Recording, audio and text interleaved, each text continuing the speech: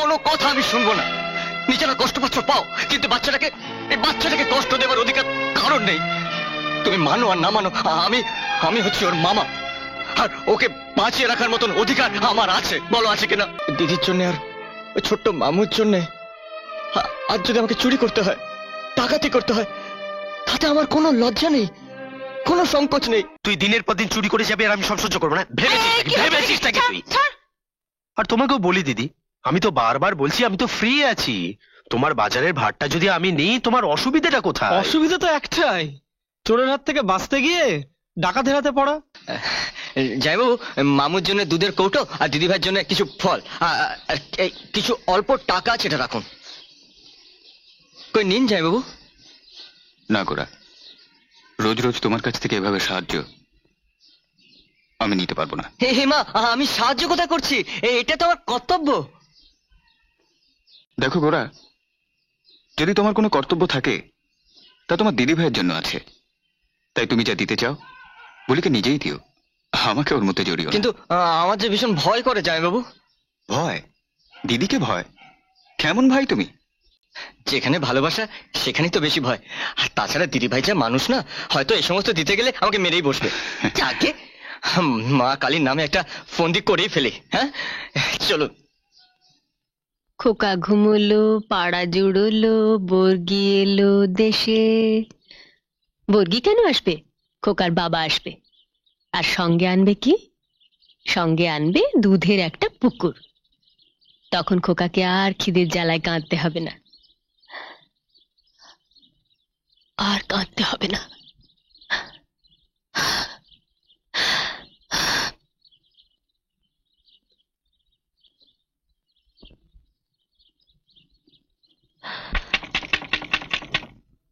ওই তো খোকার বাবা এসে গেছে।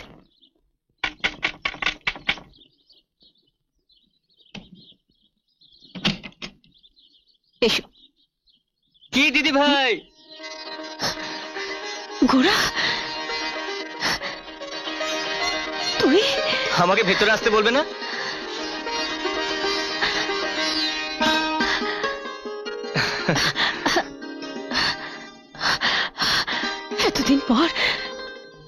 এতদিন পর দিদিকে মনে পড়লো। কি রোগা হয়ে গেছিস রে? আমি তো যেমন ছিলাম ঠিক তেমনি আছি। রোগা তো হয়েছো তুমি। চোখে না দেখলে একদম বিশ্বাসই হতো না। না না, আসলে অনেকদিন দেখিসনি তো তাই। নাও এটা ধরো। আমি বাড়ির আসল লোকটার সঙ্গে আলাপ করে আসি একটু। হ্যাঁ, আরে কি আছে এতে? এই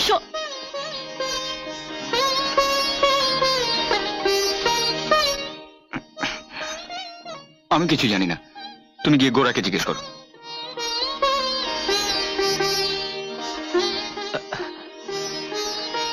এই কুমলে চলবে? আমাকে মামা বল না মামা, আমি তোর মামা। হ্যাঁ,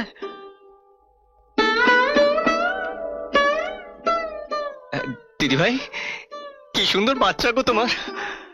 গোরা, এটা নিয়ে যা। নিয়ে যাবো মানে? এগুলো কি আমি নিয়ে যাওয়ার জন্য নিয়ে এসছি নাকি? তুই খুব ভালো করে জানিস এসব জিনিস আমি নিতে পারি না। কেন নিতে পারো না? আমি চাকর বলে, তাই তো? আগে এই কথাটা বললে আমার কাছে তুই কিল খেতিস, মনে আছে? হ্যাঁ, আহা, সেই কিলের স্বাদকে আমি ভুলতে পারি? মারো না দিদি ভাই, মারো না একবার, তাহলে আমি বুঝবো তুমি সেই আগের মতন আছো। মারো না দিদি ভাই। ইয়ার কি না করে আমার কথা শোন। না, শুনবো না, তোমার কোনো কথা আমি শুনবো না। নিজেরা কষ্ট পাচ্ছ পাও, কিন্তু বাচ্চাটাকে কষ্ট দেওয়ার অধিকার কারণ নেই। তুমি মানো আর না মানো, আমি হচ্ছি ওর মামা, আর ওকে বাঁচিয়ে রাখার মতন অধিকার আমার আছে। বলো আছে কিনা? বলো। শোন গোরা, তুই মিছিমিছি রাগ করছিস। যে বাবা আমার স্বামীকে স্বীকার করেন না, তার পয়সা দিয়ে আমি আমার বাচ্চাকে বাঁচিয়ে রাখবো? এই লজ্জা সহ্য করে আমি বেঁচে থাকবো কি করে? তুমি বড় বোকা দিদি ভাই। নিজের বাচ্চাকে না বাঁচিয়ে রাখতে পারাটাই সবচেয়ে বড় লজ্জা। আর তুমি কি করে ভাবলে যে এইসব জিনিসগুলো আমি বাবুর পয়সা দিয়ে কিনে এনেছি? এসব আমার নিজের পয়সা দিয়ে কেনা। হ্যাঁ, তোর পয়সা মানে? আমি আমি তো এখন মাইনে নি, আমি তো চাকর, চাকররা তো মাইনে পায়। তুই তুই আজকাল মাইনে নিচ্ছিস? হুম।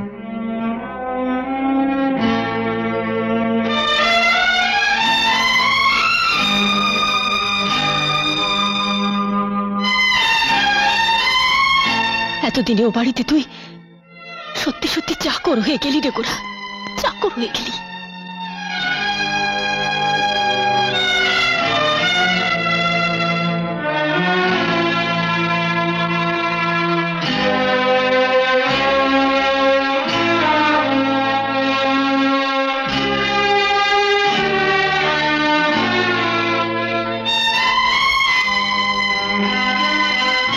একদিন একটা ভিখারিকে রাস্তা থেকে তুলে এনেছিলে, তাকে ভাই বলে ডেকেছিলে। সে ছেলেটি যদি ভাইয়ের মতো তোমার বিপদে তোমার পাশে এসে দাঁড়াতে চায়, তাকে তুমি ফিরিয়ে দিও না দিদি ভাই। তোমার দুটি পায়ে পড়ি, তাকে তুমি ফিরিয়ে দিও না। আমি রোজ আসবো, বাবুকে দেখে যাব।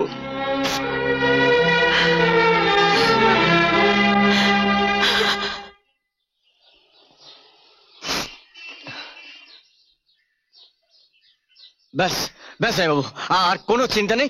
দিদিকে অনেক কষ্ট করে ম্যানেজ করে ফেলেছি।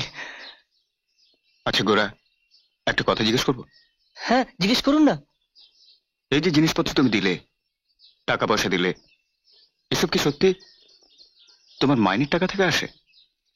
এই কথাটা হঠাৎ কেন জিজ্ঞেস করলেন জামাইবাবু? একটু আগে তোমরা ভাই বোনেরা এই কথাটাই আলোচনা করছিলে। আমি বাইরে দাঁড়িয়েছিলাম, তোমাদের কথাগুলো না শুনে উপায় ছিল না। তুমি বুলিকে যা যা বলছিলে তার সঙ্গে আমি অমত তো হতে পারছি না, কিন্তু জামাইবাবু, জামাইবাবু, দিদির জন্য আর ওই ছোট্ট মামুর জন্য আজ যদি আমাকে চুরি করতে হয়, ডাকাতি করতে হয়, তাতে আমার কোনো লজ্জা নেই, কোনো সংকোচ নেই। জামাইবাবু, আমি যখন ছোটবেলা মন্দিরের চত্বরে ভিক্ষে করে খেতাম, তখন থেকে একটা নিষ্ঠুর সত্যি কথা আমি জেনে গেছি, আগে প্রাণ তারপরে মান। কিন্তু গোরা, আমি তো কোনোদিন ভিক্ষে করে খাইনি ভাই। ছি জামাইবাবু, আমি ভিক্ষে দেবো আপনাদের? ছোট ভাই কখনো তার দিদিকে জামাইবাবুকে ভিক্ষে দেয় না দিতে পারে? এটা তোমার ভালোবাসা জামাইবাবু, আমার আমার বুক ভরা ভালোবাসা। আমার এই ভালোবাসাটাকে দয়া করে ভুল বুঝবেন না জামাইবাবু, দয়া করে ভুল বুঝবেন না।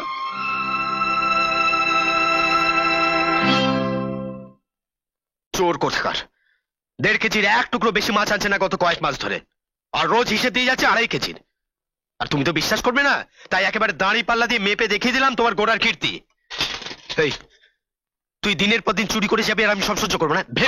ভেবেছিস নাকি তুই? আর তোমাকেও বলি দিদি, আমি তো বারবার বলছি আমি তো ফ্রি আছি। তোমার বাজারের ভাতটা যদি আমি নিই, তোমার অসুবিধাটা কোথায়? অসুবিধা তো একটাই, চোরের হাত থেকে বাঁচতে গিয়ে ডাকাতের হাতে পড়া। হাই প্রদীপ, ছোট মুখে বড় কথা মানায় না। দেখো মা, যে কথাটা সত্যি আর ন্যায্য সেটা বড় ছোট সবার মুখেই মানায়। আর কার কথা তুমি কার বিচার করছো? তুই যা তো এখান থেকে। ঠিক আছে। না, এরপর আর মান সম্মান নিয়ে এ বাড়িতে থাকা যায় না।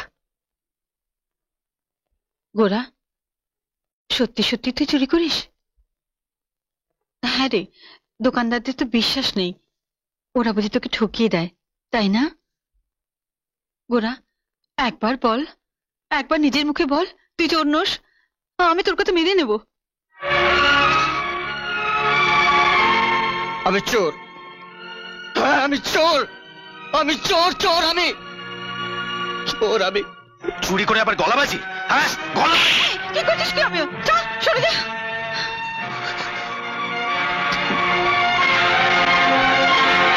গোরা,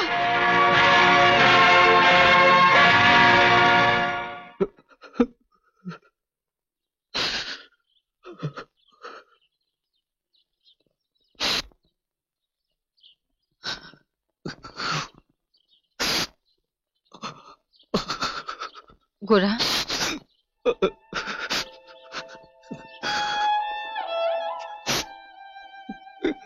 নিচে চল গোরা, এভাবে রোদে বসে থাকলে শরীর খারাপ করবে।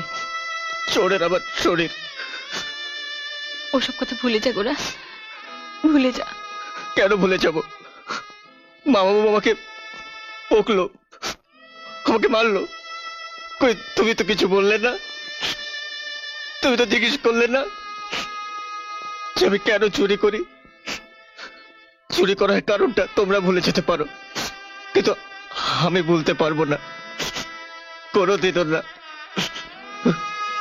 তুই তুই কেন চুরি করিস গোরা?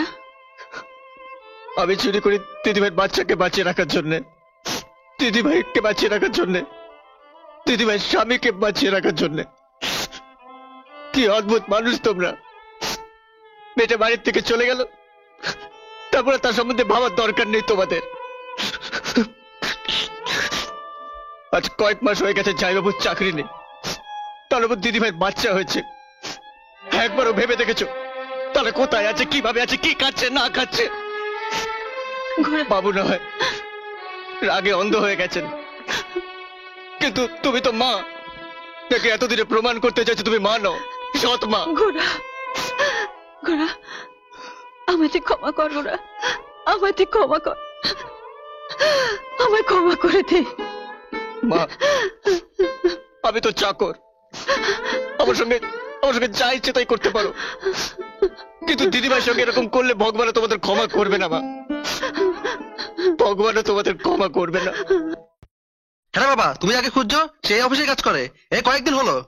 না না, তার নাম অলোক মুখার্জি, আপনি হয়তো অন্য কারো কথা ভাবছেন। অন্য? আচ্ছা, এসো এসো এসো।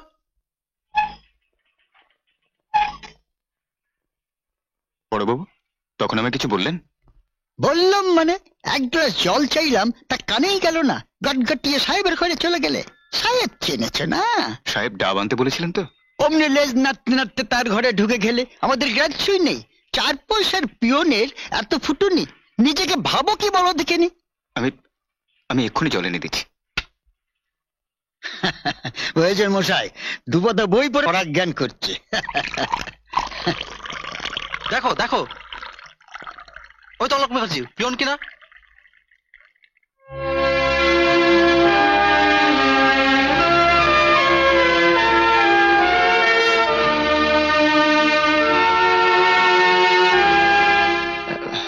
না, আমি যাকে খুঁজছি না, হ্যাঁ, তিনি উনি নন। তিনি না? না। এমন আরো অনেক ভিডিও দেখতে এই চ্যানেলটি সাবস্ক্রাইব করে নিন এবং পাশের বেল আইকনটি প্রেস করে দিন।